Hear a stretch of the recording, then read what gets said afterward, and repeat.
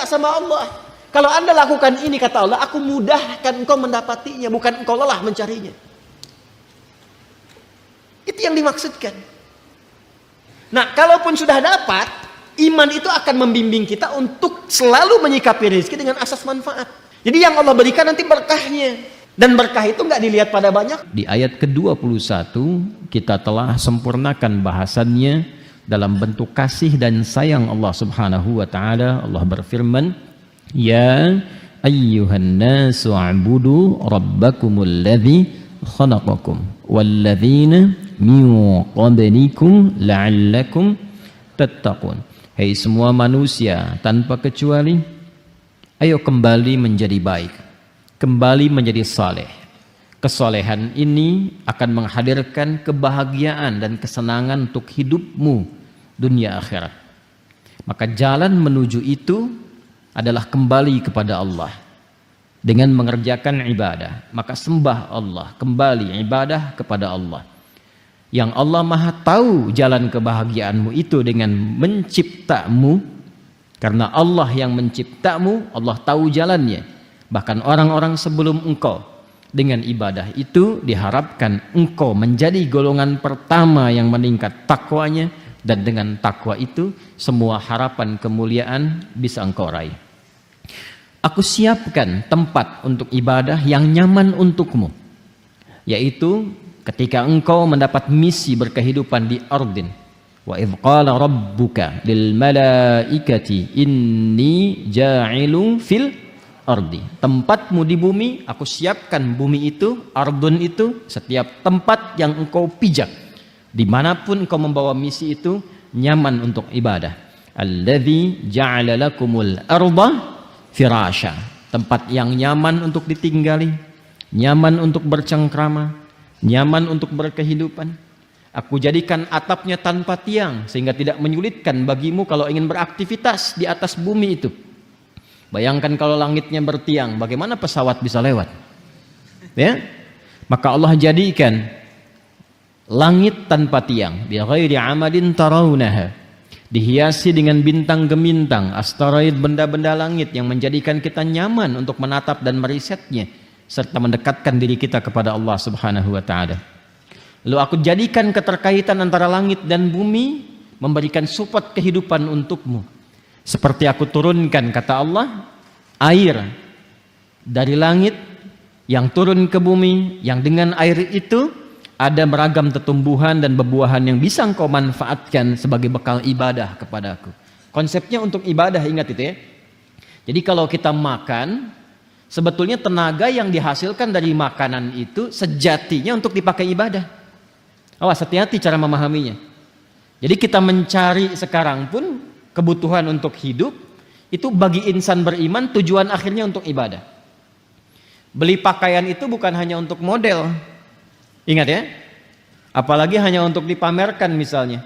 Bagi insan beriman itu sudah melewati fase itu. Imannya selalu menuntun perilaku dia untuk melahirkan berbagai perbuatan yang punya nilai manfaat. Jadi kalau pakai pakaian ini manfaatnya apa?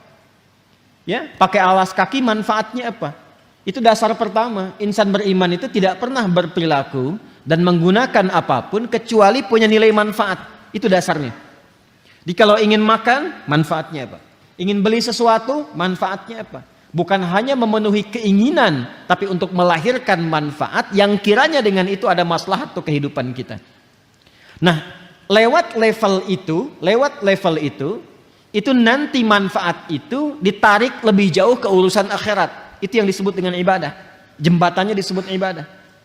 Nah, kalau hanya masuk pada level manfaat di situ saja, itu manusia yang belum beriman pun bisa mendapati visi itu. Tapi bagi insan beriman tidak. Semua yang terkait dengan manfaat pun bukan hanya dunia, tapi tarik jauh sampai ke akhirat. Ini yang menjadikan iman kalau sudah bersanding dengan takwa, maka visinya sampai ke akhirat. Ini yang dimaksud dengan surah Al-Hasyr. Surah 59 ayat 18 itu. Ya ayyuhalladzina amanu taqullaha wal tanzur nafsum ma qaddamat lighad. Ghad di situ yang dimaksud akhirat. Hei semua orang beriman, tingkatkan takwamu kepada Allah dengan skema ibadah itu. di semua kegiatan yang mungkin kita bisa lakukan. Dan kita harus punya visi, kata Allah, menyiapkan ibadah itu untuk persiapan akhirat. Besok kalau kita pulang, kan bahasa kita selalu begitu ya, besok kalau kamu pulang bagaimana? Ya kan? Nah, ini yang dimaksudkan, orang beriman, insan beriman itu visinya mesti jauh.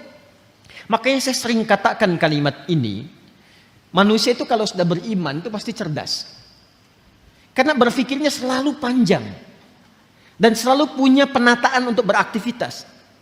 Kalau kita mau lebih jujur lagi untuk belajar dengan benar, bahkan waktu sholat pun membimbing kita bagaimana cara kita beraktivitas. Contoh begini misalnya. Waktu sholat pertama yang kita tunaikan namanya apa? Halo? Sholat tidak ini? Hah?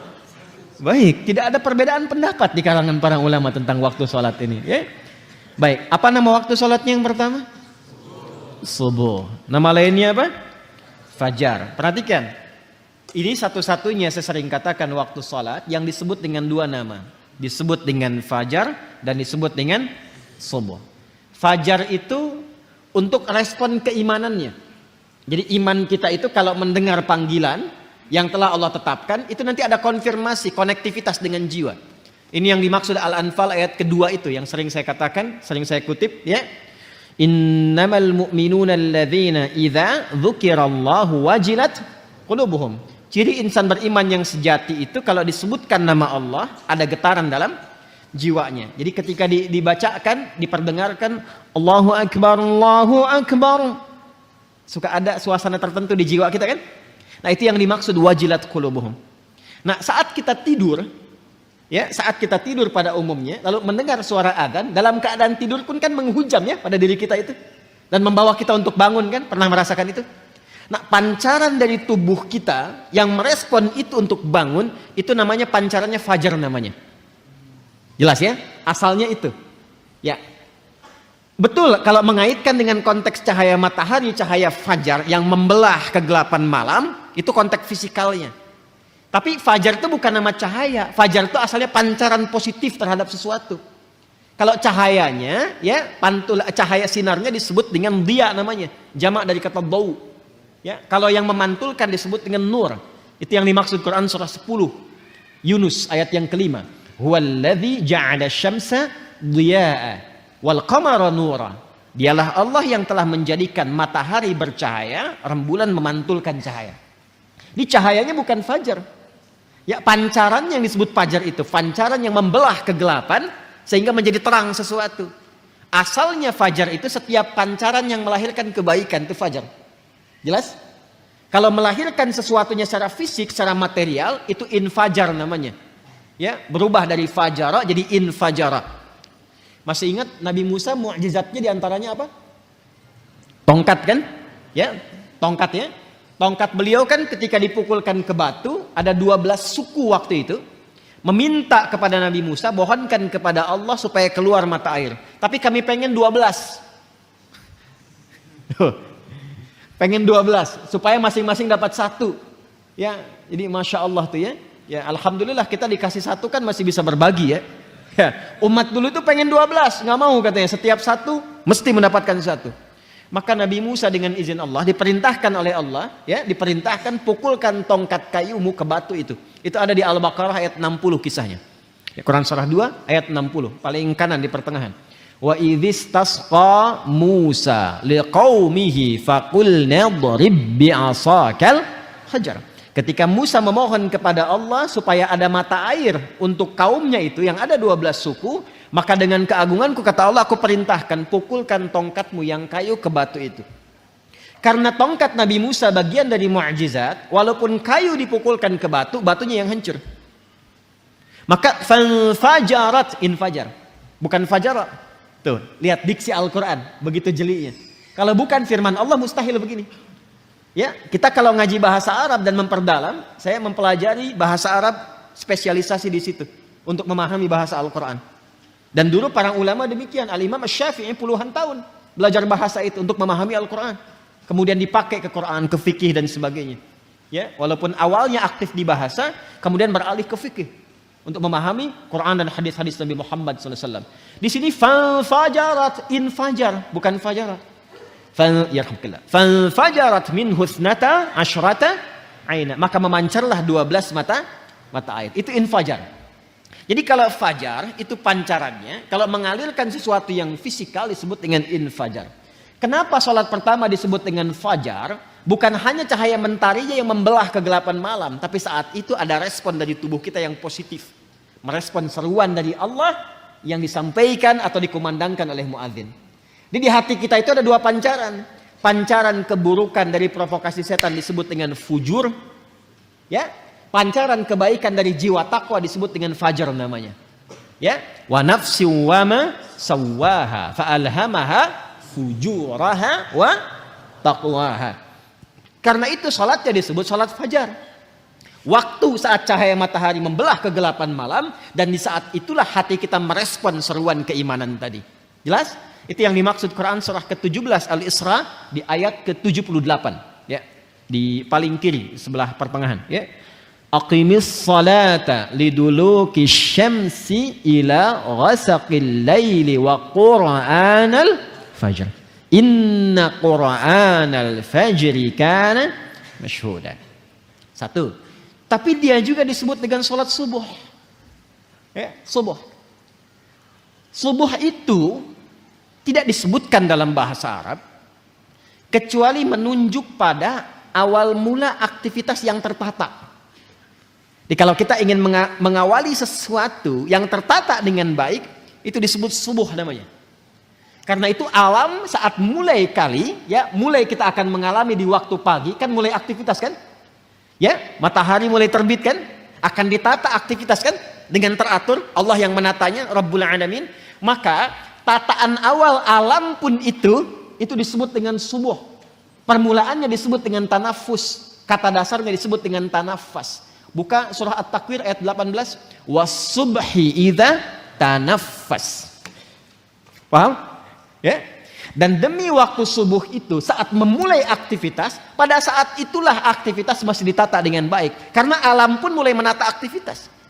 Coba lihat, kalau kita keluar subuh, yang keluar karbon dioksida atau oksigen? Oksigen.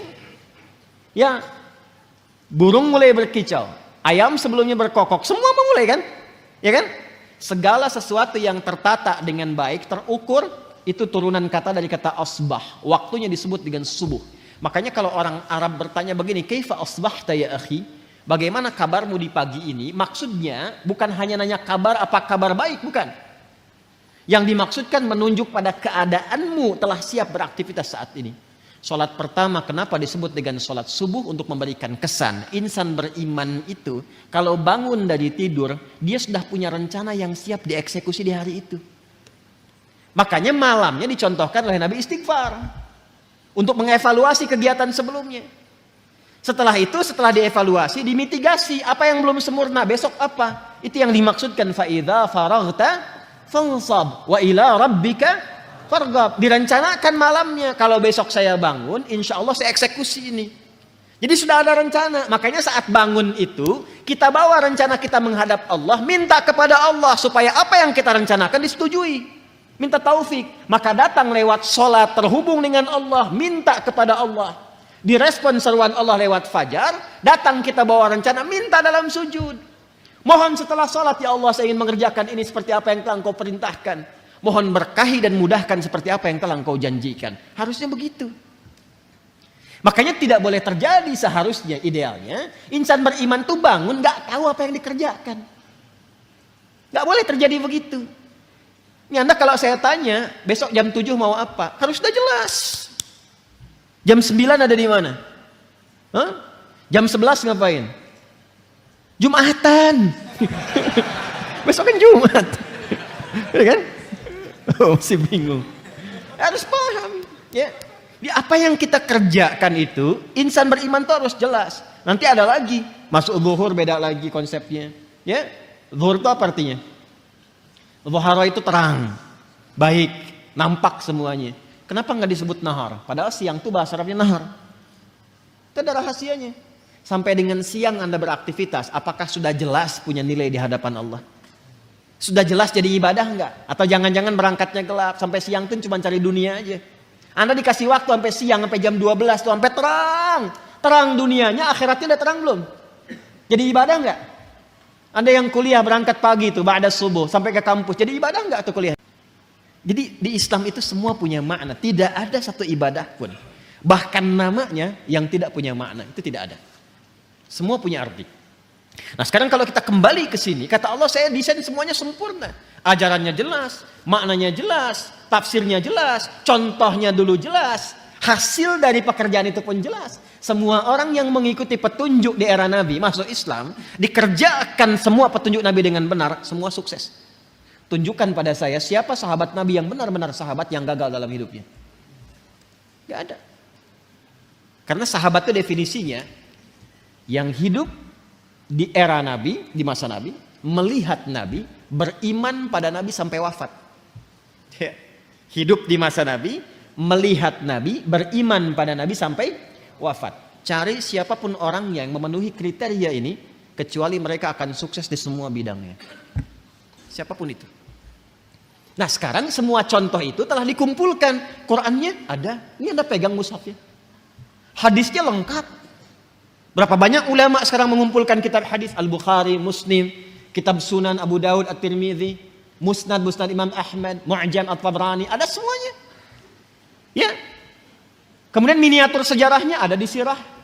Anda bisa kumpulkan tokoh-tokohnya. Ada yang perempuan sahabiat, ada yang laki-laki, pekerjaannya apa, yang pebisnis ada, diplomat ada, birokrat ada, panglima ada, levelnya tinggi. 12.000 sahabat Nabi, 38 panglima. Satu kemampuan panglimanya bisa menaklukkan Persia Romawi. Dan itu dibikin bab sendiri tuh. Ya, kalau kita ngaji itu dapat itu. Nah, maka ketika semua sudah disiapkan kata Allah, perhatikan, ini yang paling indah. Ini yang mau saya sempurnakan. Wa anzala minas samai ma'an fa akhraja bihi minats thamarati rizqan lakum. Saya ingin sempurnakan kalimat dari tafsir rizqan lakum. Semua itu kata Allah, desain yang aku siapkan, kenyamanan untukmu, ketenangan untukmu, langit yang indah itu, beragam buah-buahan yang kau nikmati untuk ibadah itu, rizqan lakum. Adalah rizki untuk kalian. Apa itu rizki? Ini ya kalau kita memahami ayat Quran secara benar, maka tidak ada satupun kalimat yang keluar di lisan kita kecuali fabi ayyi ala'i rabbikuma tukadziban.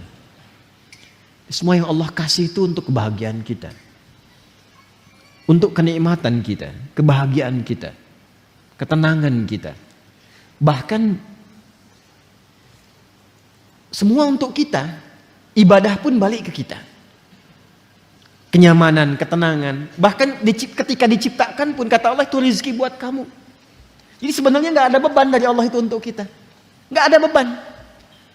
Ketika diberikan ujian pun itu jawaban dari harapan kita. Kan kadang kita meminta sesuatu kan, lalu Allah berikan jalan pintunya. Nah pintu itu yang kita lewati itu. Tapi kalau buka pintu, maaf, itu ada pintu di sana, saya di sini. Mungkin nggak saya keluar dari masjid kalau nggak saya lewat situ. Itu ada pintu di sana, saya ada di sini. Saya ingin keluar dari masjid ini. Mungkin nggak saya bisa keluar kalau saya nggak jalan ke situ? Nggak mungkin. Mungkin nggak saya keluar kalau pintunya nggak dibuka? Nggak mungkin. Karena itu ketika kita berharap sesuatu, Allah berikan jalan. Untuk meniti jalan itu ada ikhtiar. Itulah yang sering kita namakan dengan ujian. Itu yang Allah istilahkan di Quran dinamakan dengan bala, ibtila. Ya, wala nabluwannakum bisyai. Dan itu pun gak akan pernah kita diberikan jalan itu kecuali kita mampu. Kalau gak mampu gak dikasih. La yukallifullahu nafsan illa wus'aha. Jadi kalau kitanya gak mampu gak akan dikasih. Jadi yang sering kita sebut dengan ujian itu, cara memahaminya bukan hambatan, bukan beban. Itu jawaban dari keinginan kita. Sebab kalau Anda gak minta gak akan dikasih. Kalau bukan untuk maslahat, gak akan diujikan. Itu pun kita mampu gitu. Itu indahnya. Maka di sini Allah katakan rizqan lakum. Rizki itu ma yuntafa'u bihi atau ma yantafi'u bihi al-'abdu, segala yang bisa dimanfaatkan. Saya ulangi, rizki itu definisi asalnya segala yang bisa dimanfaatkan. Pada awalnya segala yang bermanfaat. Ya. Jadi kita belum bicara tentang bagaimana cara meraihnya. Pelan-pelan. Jadi asalnya semua yang kita bisa manfaatkan yang telah Allah siapkan itu disebut dengan rizki nama umumnya. Paham? Baik. Kalau gitu saya namanya rizki bisa dimanfaatkan. Sudah, tahan sebentar. Pertama, sudah kita definisikan segala yang bermanfaat atau bisa kita manfaatkan. Lalu apa wujudnya? Dan bagaimana cara mendapatkannya? Saya akan turunkan beberapa ayat agar mudah kita memahaminya. Nanti kalau sudah masuk ke ayat itu, barangkali kita tidak akan urai lagi atau kita hanya ingatkan dengan singkat. Pertama, hukum rizki, Allah telah tetapkan aturannya. Saya ulang, hukum rizki Allah telah tetapkan aturannya sebagai berikut. 1.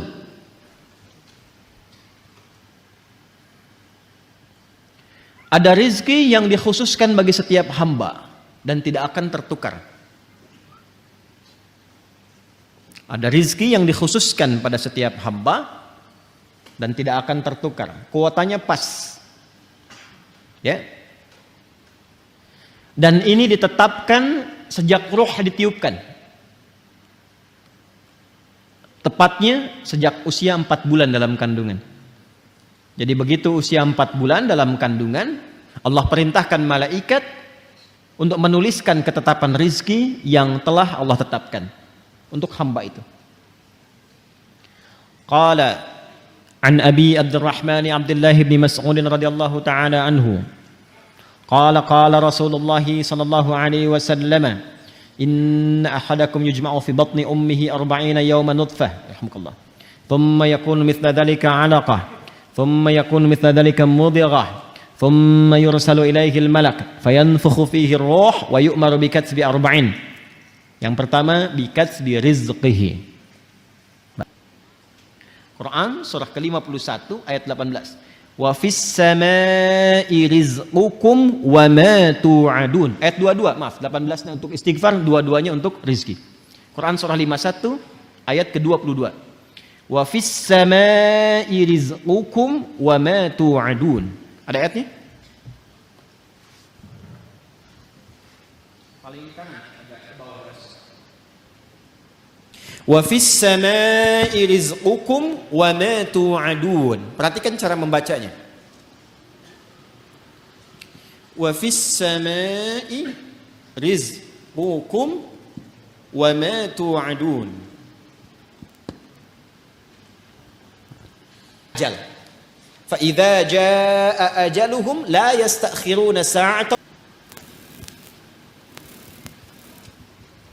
Paling kanan sebelah bawah. Ya ayyuhan nasu, ada? Kulu mimma fil ardi halalan thayyibah. Maka hukum pertama kata Allah, ya ayyuhan nasu, hei semua manusia. Kalau semua manusia mencakup orang beriman saja atau umum? Artinya semua hamba Allah mendapati hukum yang sama. Kalau Anda ingin mendapatkan rizki ini, Allah berikan hukum. Apa hukumnya? Kulu.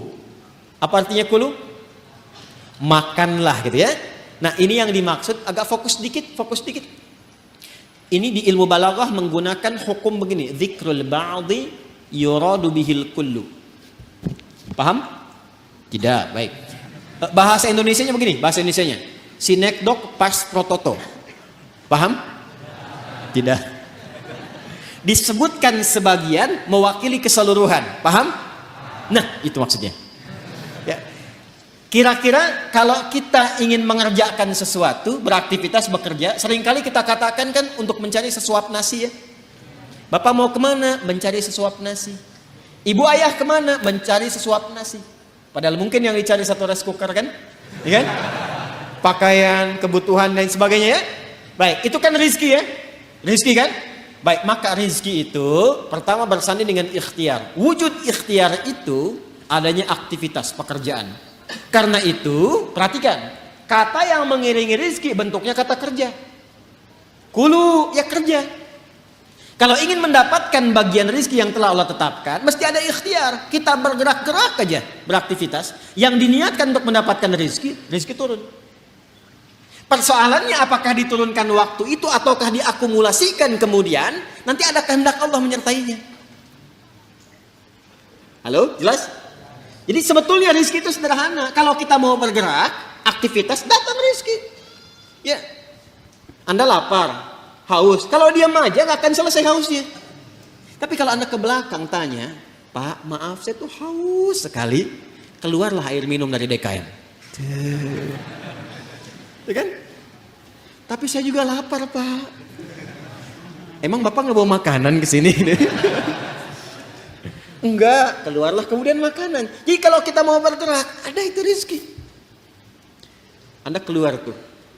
Begitu di perempatan jalan kan orang cuman prit, Anda parkir, tiba-tiba dengan peluit itu baru keluar sedikit, prit. Kadang dia nggak pakai peluit sekarang itu.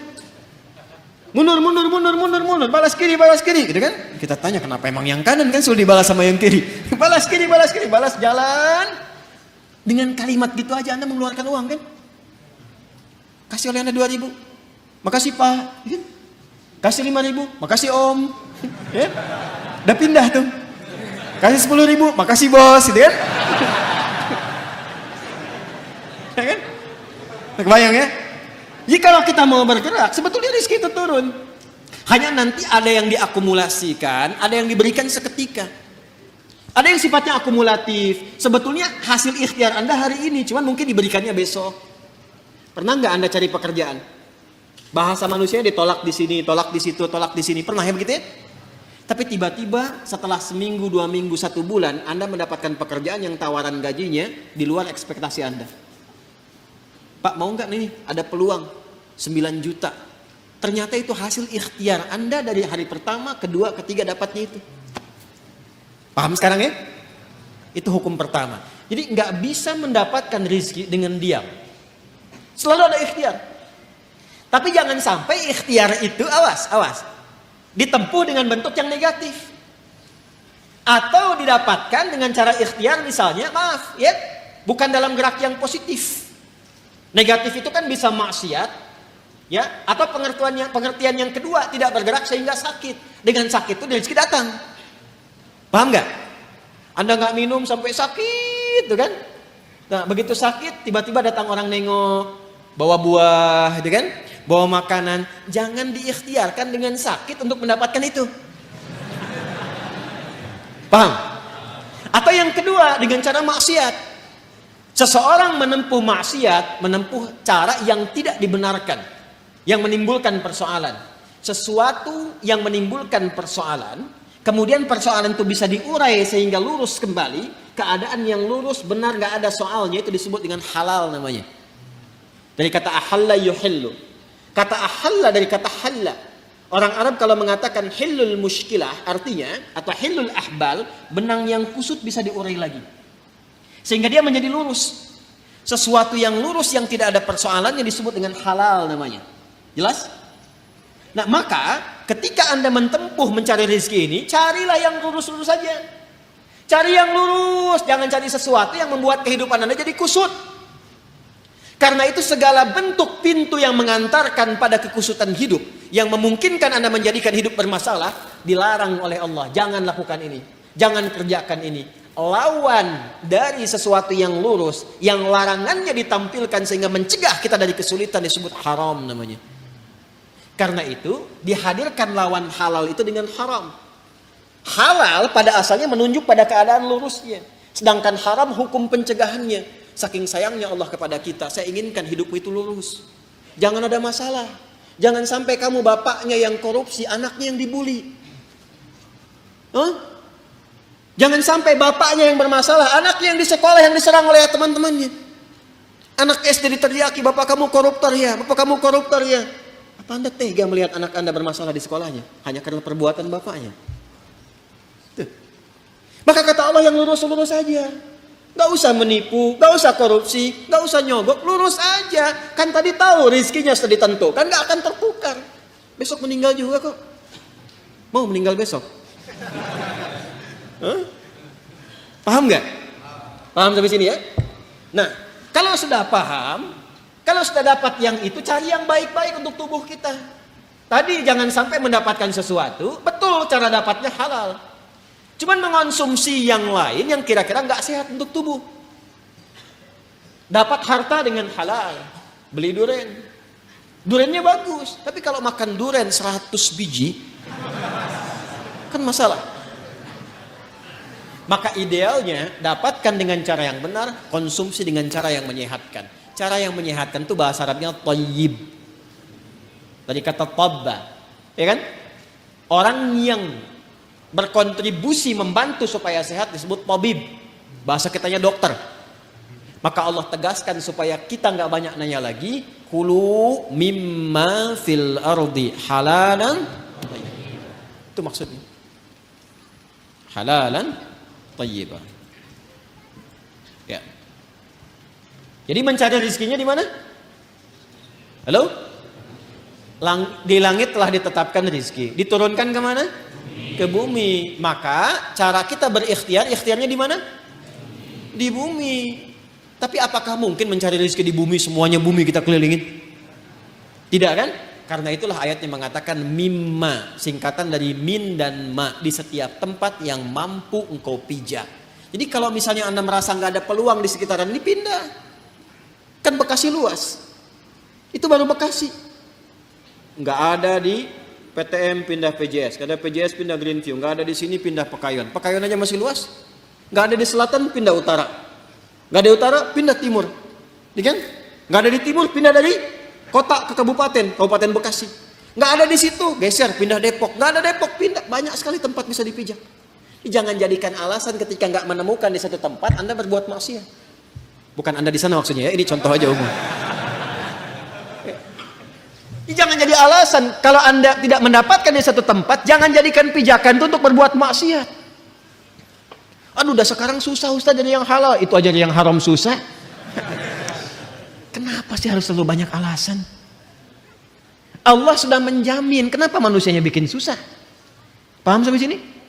Jelas ya? Nah, ini bagian yang pertama, ini hukum umum. Jadi kalau ingin mendapatkan rezeki, ingin mendapatkan kesuksesan dalam konteks berkehidupan, maka silahkan beraktivitas. Silahkan bekerja, silahkan semangat. Dan iringi pengetahuan untuk menambah itu. Menambah kuantitas dan kualitasnya. Biasanya nanti persamaannya semakin tinggi ilmunya, semakin juga cepat mendapatkan rezekinya. Makanya S1 dengan S2 beda kan? Dari salarinya saja kan? S2 dengan S3 beda kan? Ya kan? Nah, maka kalau ingin tingkatkan silahkan ada skema pengetahuan. Ada skema rajin untuk beraktivitas. Semakin Anda menguatkan diri, semakin rajin, semakin kuat, semakin banyak bisa didapatkan. Jadi kalau masalah rezeki, yang teori pertama hukum umum tidak dikorelasikan dulu dengan iman. Jadi di sini tidak bisa Anda berkata begini, ya Allah, aku sudah beriman, kenapa dia kaya aku tidak? Padahal dia nggak beriman. Allah balik nanya, kamu kerja nggak Joni? Kan aku udah bikin hukum, dia memang belum beriman, tapi dia lihat tuh keluarnya kapan, kerjanya bagaimana. Kamu belajar 2 jam, dia 8 jam. Ya kan? Dia punya kreativitas, punya inovasi. Kamu cuma lihat, manfaatkan, kerja begini, kamu ketinggalan. Kalau kamu mau seperti itu, ya kamu taikan tenaganya, ekstra, tambahkan, dan seterusnya. Kan F1 sama dengan F2 kan? Gaya gerak sama dengan gaya dorong. Apa yang didapatkan itu yang keluar, gitu kan? Dan seterusnya. Nanti banyak kalau fisika bisa kita turunkan lagi. Ada hambatannya, ada macam-macamnya, ada tantangannya. Hukum Pascalnya kan apa? F sama dengan P kan? Gaya berbanding lurus dengan tekanan kan? Ya kan? Jadi kalau Anda bergaya ingin tampil, ingin keluar, akan selalu ada tantangan-tantangan di depan. Dan semakin banyak gaya, semakin banyak tantangan. Ya kan? Semakin banyak gaya, semakin banyak tantangan. Semakin ingin bergaya, semakin banyak tekanan. Kan F berbanding lurus dengan P. Belajar fisika ya? Baik. Nah, itu hukum pertama. 2, Ustaz. Ya Allah, kami beriman. Apa manfaat iman kami untuk rezeki kami? Ini mahal ini informasinya. Karena dari Quran langsung. Apa manfaat iman kami untuk rizki kami? Maka bagi insan beriman dipindahkan oleh Allah ayatnya dari hukum umum ke hukum khusus. Pertanyaannya sampai malam ini waktu Indonesia bagian barat ini dari Bekasi, kita semua, kita udah masuk ke hukum ini belum? Pertanyaannya begini. Kita beriman tidak? Beriman. Sekarang Allah turunkan hukum khusus bagi insan beriman yang tidak berlaku umum. Kalau kita ikuti, maka terjawab pertanyaan kita, ya Allah, apa manfaat iman kami kepadamu yang hubungannya dengan rizki? Ya. Dampak iman kami terhadap rizki apa? Maka diturunkanlah ayat 172 di surah Al-Baqarah itu. Yang tadi 168 sekarang pindah ke 172. Paling kiri agak ke atas sedikit ya. Maka yang tadi ya ayyuhan nasu, yang ini ya ayyuhalladzina amanu. Sudah beda ya? Yang Al-Baqarah 168 ya ayyuhan nas. Al-Baqarah 172 ya ayyuhalladzina amanu. Jelas? Hei semua yang telah menyatakan dirinya beriman. Kulu tetap sama dulu. Ikhtiarnya sama. Jadi bukan berarti sudah beriman gak ada ikhtiar. Tetap kamu pun kalau sudah beriman tetap hukum ikhtiar berlaku kata Allah. Yang gak bisa, ya Allah, asyhadu an la ilaha illallah, asyhadu anna Muhammadar Rasulullah. Jatuh emas 10 kilo dari langit, boom. Gak begitu. Tetap ikhtiar, kulu, kerja juga. Tapi perhatikan cara bekerjanya insan beriman. Ini yang ingin saya maksudkan. Dan ini bukan sesuatu yang menghasilkan keluhan. Jadi kalau kita sudah mengerti dan benar-benar beriman, ikuti ayat ini, perhatikan jaminannya. Kulu min thayyibati ma razaqnakum. Fokus ke sini. Al-Baqarah ayat 168, kulu dengan ya ayyuhan nasu kulu mimma fil ard halalan thayyibah, halalan thayyibah. Ya ayyuhan nas. Al-Baqarah 172. Ya ayyuhalladzina amanu. Nah, saya highlight ya. Yang ini ya ayyuhan nas, manusia, hukum umum, ini sifatnya universal. Yang ini ya ayyuhalladzina amanu, spesifik untuk insan beriman. Yang ini kulu mimma fil ardi. Yang ini kulu min thayyibati ma razaqnakum. Insyaallah. Fokus baik-baik. Pada hukum umum ya ayyuhan nasu kulu mimma fil ardi, hukum ikhtiarnya dibuat oleh Allah Subhanahu wa taala dengan hukum umum yang rizkinya akan turun berdasarkan dengan kerasnya ikhtiar. Semakin tinggi ilmunya, semakin banyak kerjanya, semakin juga berbanding lurus dengan rizki atau kuantitas rizki yang didapatkan. Jadi kalau kerjanya makin keras, ya kan? Makin kuat, makin disiplin, makin banyak waktunya, maka demikianlah kuantitas rizki makin datang, makin banyak, makin banyak, makin banyak. Bagi insan beriman, Allah rubah hukumnya. Perhatikan, kulu min thayyibati, dihapuskan kalimat mimma fil ardinya. Ini asalnya begini bunyinya, min, ma. Kulu silahkan kerja, aktivitas ikhtiar. Mimma fil ardi, di setiap tempat yang kamu bisa jejak di bumi. Gak ada di sini, pindah sini, pindah sini, pindah sini. Mencari. Ya kan?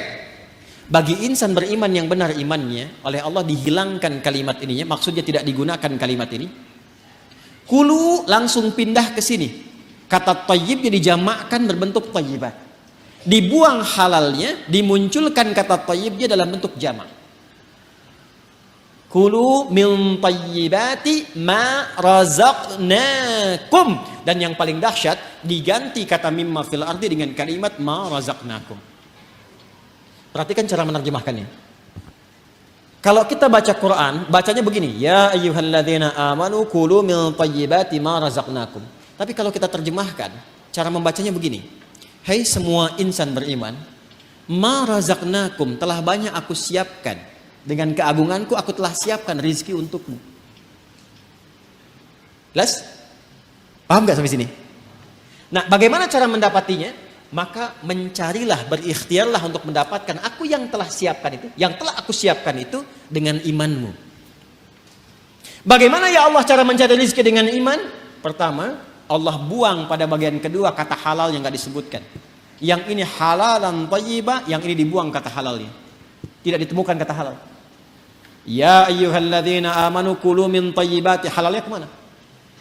Kenapa dibuang kata halal? Karena bagi insan beriman itu, imannya sudah otomatis membimbing ia pada segala yang halal.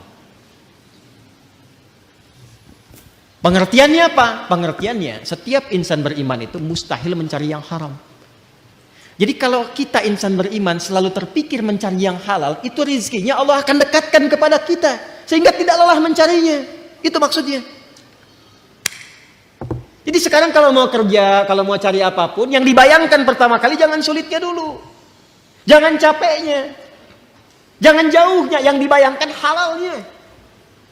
Ya, jadi yang terbayang itu apa yang dihalalkan oleh Allah. Konsultasi ke ulama, lihat bakat Anda, minta sama Allah. Kalau Anda lakukan ini, kata Allah, aku mudahkan engkau mendapatinya, bukan engkau lelah mencarinya. Itu yang dimaksudkan. Jelas sampai sini? Nah, kalaupun sudah dapat, iman itu akan membimbing kita untuk selalu menyikapi rezeki dengan asas manfaat. Jadi yang Allah berikan nanti berkahnya. Dan berkah itu nggak dilihat pada banyaknya. Nggak dilihat pada banyaknya, karena setiap yang berkah itu pasti mengandung manfaat. Di ciri insan beriman itu sudah nggak lelah mendapatinya, lalu nafsunya ditata oleh Allah. Supaya memanfaatkan apa yang dicari itu, segala yang bermanfaat untuk dirinya saja. Jadi akhirnya dia nggak sibuk banyak berpikir sesuatu. Yang penting bermanfaat untuk dirinya, dia dapatkan. Saya beri contoh begini, yang paling gampang memahaminya. Bapak Ibu kalau haus itu butuh apa? Minum. Sederhananya kan ada minuman, kita minum selesai haus kan? Itu konsep dasarnya. Jadi kalau ada air bening, ini air misalnya bening, airnya bagus, menyehatkan, baik. Kalau diminum, hausnya hilang nggak? Nah, itulah asas manfaat namanya. Saya bukan ingin contohkan saya minum, bukan.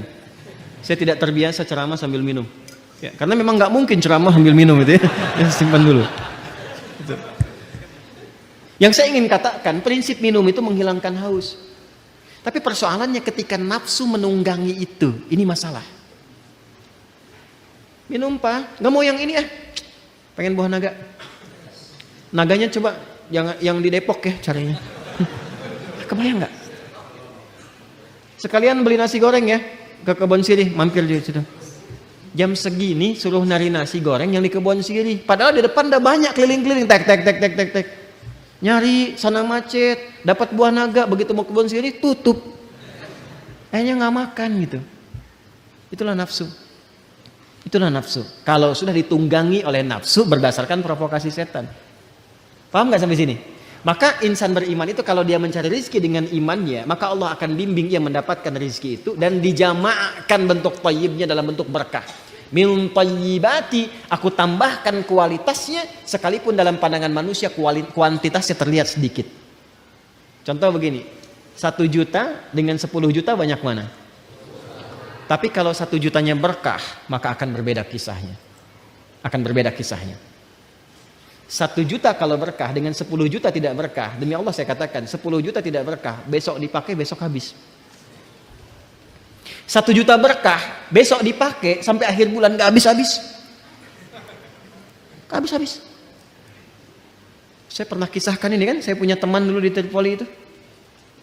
Ya, dia dari Bukit Tinggi itu diberikan oleh ibunya yang penyayang. Masya Allah. Rizki yang paling halal yang pernah dikumpulkan oleh ibunya, sejumlah $50. Ia berangkat teman-teman sampai di Tripoli selama 4 tahun, itu nggak habis $50 itu, dan nggak pernah terpakai $50. Sampai dia berazam mohon pada Allah, saya ingin ganti perjuangan ibu saya memberi saya ini dengan menghajikan beliau, dan dikabul oleh Allah. $50. Mencobalah main ke daerah-daerah. Kadang-kadang memang mesti kita ke desa-desa. Rindu suasana itu. Cobalah. Masya Allah. Hidup dengan 100.000, 200.000, 1 bulan cuma 300.000. Tapi kalau kita datang tuh ikan ada, buah ada, kayaknya nggak pernah ada masalah, senyum gitu. Ayo damang, alhamdulillah saya Pak, masya Allah, ayo kan dia tuang, tuh dia tuang. Jadi masya Allah makan dengan sambal aja, dengan kecap, dengan kayaknya enak gitu kan. Saya pernah diajak oleh salah satu jamaah itu, satu tempat, beliau punya tempat di Garut. Ini kisah nyata, kakeknya itu baiknya luar biasa. Ini nyata ya, saya nggak pernah cerita mengarang gitu. Itu kakeknya punya lahan, selalu ditanami buah-buahan. Bahkan yang punya tetangga pun beliau kasih itu benihnya. Sampai cucunya yang dekat dengan kami, sampai bingung nanya, kayak kenapa harus tambahin begini? Gak apa-apa, yang penting manfaat. Sampai sekarang, teman-teman sekalian, itu masya Allah, kalau sudah tumbuh, kayak alpukat itu gak kenal musim. Dia selalu tumbuh di musim manapun, dan kalau sudah habis, muncul lagi buahnya. Itu besar buah alpukatnya, itu bisa sebesar cangkir kelapa itu. Lalu ikan-ikannya tuh, masya Allah, ikannya ada, airnya mengalir dari Cipanas hangat gitu ya. Itu selalu seperti itu, berkah, baik. Itulah keberkahan. Jadi kalau datang ke sana, ikan tinggal mancing ngambil sendiri, alpukat ada, kelapa ada. Dan itu sesuatu yang sangat indah, uniknya nggak habis-habis. Kan siapa yang menjadikan itu? Allah kan? Tadi hukumnya kan? Fa akhraja bihi minas samarati rizqan lakum. Jadi sebetulnya kalau kita mencari pakai iman, dunia ini nggak jadi beban. Yang jadi beban itu nafsu. Iya kan? Ya, yang jadi beban itu apa? Nafsu. Pakaian fungsi menutupi aurat, tampil dengan baik. Tapi kalau semua model ingin dimiliki, capek kan? Cuman sekedar beli daster harus ke Paris. Padahal Citayam mungkin banyak gitu kan?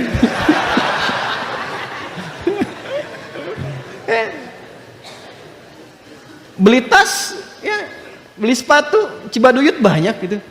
Jauh-jauh ke Amerika, begitu pulang lihat made in Cibaduyut.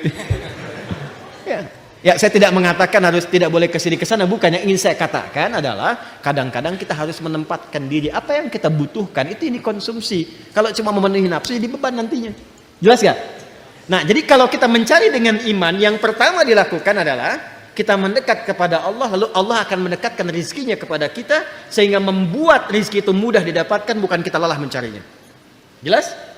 Yang kedua, insan beriman selalu berpikir mencari yang halal dan menjauhi segala yang tidak disukai oleh Allah Subhanahu wa taala. Riba jauhkan, tipu menipu, sogok menyogok jauhkan. Maka ketika itu dijauhkan, keberkahan yang Allah berikan.